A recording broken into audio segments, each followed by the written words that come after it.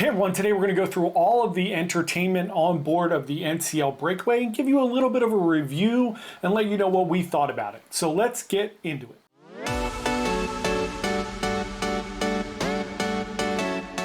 Hey everyone, John here from Bite Size Cruises. Welcome back to the channel. If it's your first time here, thank you so much for coming to check us out. Today we're going to talk all about the entertainment on board the NCL Breakaway. If you find this video to be informative and helpful, we would love for you to like and subscribe to our channel. We put out a brand new cruise video every single day. We do a live stream on Wednesday evenings.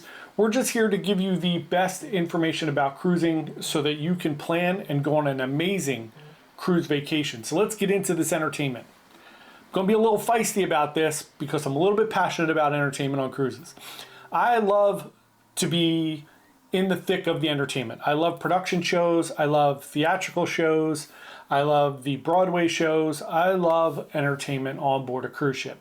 It's one of my favorite things. It's one of the reasons that I love Royal Caribbean so much, because there are so many different options for shows. It's also one of the reasons that generally I love Norwegian.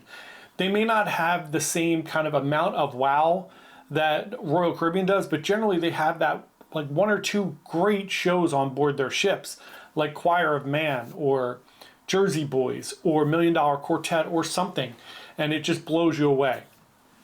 On the Breakaway, I was a little bit disappointed, and let's talk about it. So the first thing we're going to start with is the theater shows. So the theater shows on board are, to me, where this really kind of drops the ball. They used to have more theater shows on board. Now they have Burn the Floor is the primary theater show. I don't enjoy this show. It is kind of a ballroom, there's some Latin ballroom. I enjoy that kind of dance. I enjoy all kinds of dance. But for some reason, this show has never resonated with me. I've seen it on board several ships in the Norwegian fleet. It's on Getaway, but on Getaway, it's the secondary show.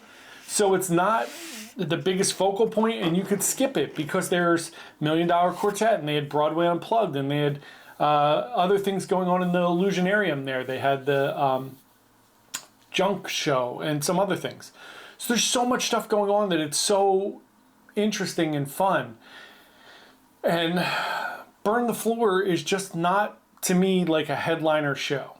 And that's the only real show in the theater. There's not a production cast that's doing like song and dance shows every night. There are a couple singers and dancers. There are obviously dancers. So they do have a few singers. They did another show in the Spiegel tent. They did an 80s Broadway show. It was actually very good.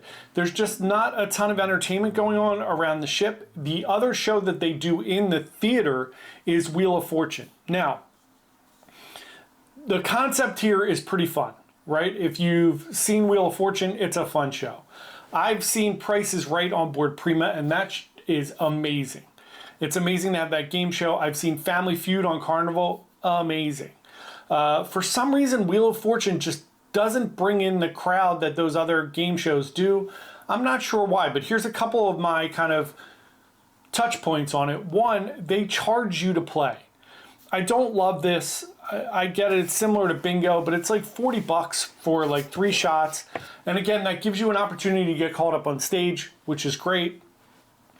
And it gives you an opportunity to play like a random game. You don't really get to, you're not playing, right? You're just getting letters, and it'll solve things on its own if you have that puzzle, similar to bingo, right?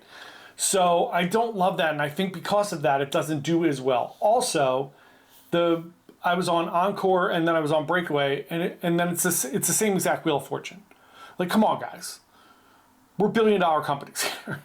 We can't have 2 separate, we can't have 6 puzzles that we can buy. I mean, it's the same puzzles. It's literally this. It was the same 3 or 4 things that they did, which is really funny, to be completely honest. It was also the same as we saw on Escape in September, October of last year. Whatever, that's a whole nother story. All right, so those are the 2 things that happen in the main theater, and usually there's something going on every night. There were comedians in the main theater as well. They were just okay. Usually you have like a mental, I'm not advocating for like a mentalist, a magician, more comedians in the main theater, but they have a comedy club. So The comedians can be in the comedy club. I just wish there was better and more entertainment in the main theater. There's not, and what happens is, because of that, it trickles down to the entertainment around the rest of the ship. Next up, let's talk about Howl at the Moon, which takes place in the comedy club. We went to Howl at the Moon 3 times. Why? There's nothing else going on at night. So going to Howl at the Moon, first of all, the performers are amazing. Same performers we saw on Escape last year. They were fantastic. The one plays the fiddle. She was amazing. Everybody was amazing. They're great. It's a great show. I don't mind going to it 3 nights. We had a blast. You can't sit there for a long time. You can sit there for like an hour or so, and then you're going to hear the same songs over and over again, right? Because it's basically user requests and people pick the same. You're going to hear Neil Diamond. You're going to hear, Elvis. You're going to hear all the songs that you think you're going to hear at a dueling piano, right? So really good time there. Loved it. They are amazing. Highly recommend that you check those out. Next up, my favorite piece of entertainment on the whole ship is Sid Norman's Poorhouse. And they do 3 separate shows. They do a rock show, a Rock the Prom show, and a Fleetwood Mac Rumors show, where they do Rumors, the album, front to back in order. So let's talk about it. The Fleetwood Mac show is amazing. It took place on like the first or second night. I think the second night. We waited an hour and a half to get in. Luckily, we got in. AJ got in line early, and we were still pretty far back in the line, which is not a good indication. The other 2 shows, you had to be in line 2 to 2.5 hours ahead of time to get in. That is ridiculous, and you should never have to wait 2 to 2.5 hours to get into a show on a cruise ship. Something needs to be done here. One, it's a trickle-down effect from there not being good entertainment in the theater, so no one's, you're not losing 1,000 or 1,500 people to the theater. 2, there's nothing else going on around the ship so that it's pulling people away from these different spots. That Sid Norman's Poorhouse holds a few hundred people. So on a ship that holds 4,000, 4,500 people, and there's not much going on an adult-heavy cruise, everybody's going to be going there. So we did not get to see the other 2 shows. The Rumor show is amazing. Fantastic. The cast that's on there was great. We've seen the Rock the Prom show before. It's great. Everything that goes on there is great. It's just unfortunate that there's not more going on around the ship so that you actually have a chance to see these shows. One of the things I was thinking is, can they do reservations for these shows so you could see them once and maybe do them like a 7 and a 9:30 like they do in the other ones, or bring them in the theater once like they did on Encore. When I was there, the Beatles group was in the theater twice. I don't know what the answer is, but whatever it is, it's not working right now. All right, let's get into the Atrium and what goes on there. This is a place I think NCL really shines, is in the trivia and the things that they do within the Atrium. However, again, minor complaint here, very nitpicky. The Atrium, and I've said it in almost every NCL video I've done thus far, the Atrium is too small for the things that they do there. So when you get into the Atrium, which is in like towards the front of the ship on deck 6, and and you can see it from deck 7 as well if you're in Oceans around the rail. So that area gets packed up there, which creates a little bit of a bottleneck, and then the area around the Atrium in deck 6 gets completely packed. So it fills up like the Starbucks area, the internet cafe area, all the different areas down there, and it really packs. If the Atrium bar is there, that gets packed. You really can't pass through. So again, I think they really kind of do themselves a disservice by not having this in a different place. So they have the Spiegel tent there, which they use for like one little show the whole trip. That would be a good place to maybe do some of these like Atrium, like Deal or No Deal, or the Love and Marriage show, something like that. But the lack of having that secondary small theater space that holds like 500 people really shows here because of how crowded the Atrium gets. However, all of the things that go on here are great. They do the Love and Marriage show. They do Deal or No Deal, crowd trivia, speed trivia, complete opposites, family circus, catchphrase trivia. There's so much stuff going on in there that's amazing. Now, of course, the morning trivia and Sudoku and all those things are fine in the Atrium.